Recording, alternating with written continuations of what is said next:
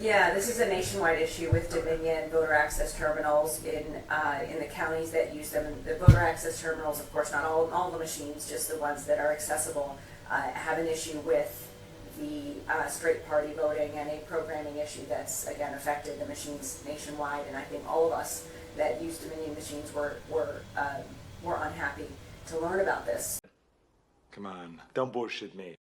During the testing period and as early voting began. So we're working with Dominion to seek accountability on that front and also are working with our clerks to ensure voters are aware of this programming issue that will require them to ensure they are voting every section on the ballot.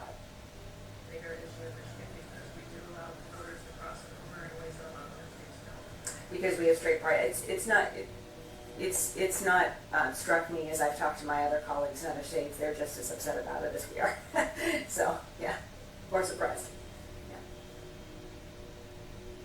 Yeah. What's up, guys? In today's video, we are reacting to the electoral irregularities in this 2024 presidential election. Some more bad news there with the Dominion machines. This is a controversial topic. According to the Government Accountability Institute, there are 53 counties in Michigan with more than 100% registration, meaning there are more registered voters than there are citizens. So there are some discrepancies there, but I highly encourage you to still get out and vote. Now it is all up to you. Well, hopefully these election process flaws don't cause discrepancies in the vote counts. I agree with Carrie Lake. Paper ballots are probably the way to go. Thanks, Captain Obvious. Joe Rogan had the big guy, Senator John Fetterman, out of Pennsylvania on his show. And Joe had some questions about the illegal immigrants' potential effects on the election.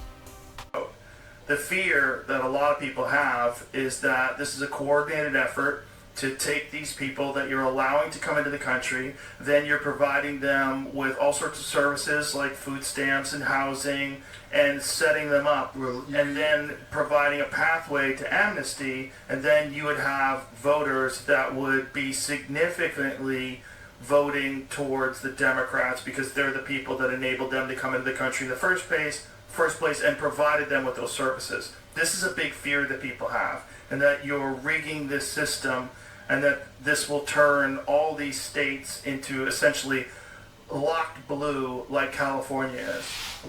Well, it's what immigration is always going to be a tough issue in our nation. And I voted for the border deal, and that they had an opportunity to do a comprehensive border, bipartisan, and that went down because Trump.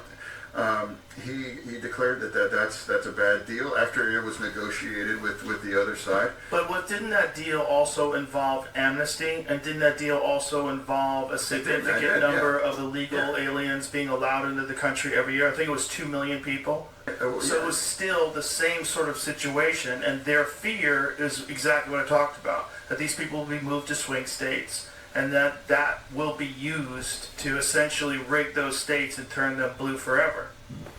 Well, I'm not really sure if that's what's in play. It's not possible. I think it's really it's important that we have to have an honest conversation. But doesn't that seem logical, though? If you have a significant number of people that are being moved into swing states that have come across the border illegally, and then you provided them with all these services, you provided them with food stamps, EBT, you provided them with housing, you could, if you gave those people amnesty and allowed those people to vote, and it was very organized, you're talking about 75,000 votes over a few counties that switched everything over to the Republicans. You could see how you import 10 million people over the course of 4 years illegally, and then move a significant number of them to swing states, and then provide them with all these services, and then give them a path to citizenship.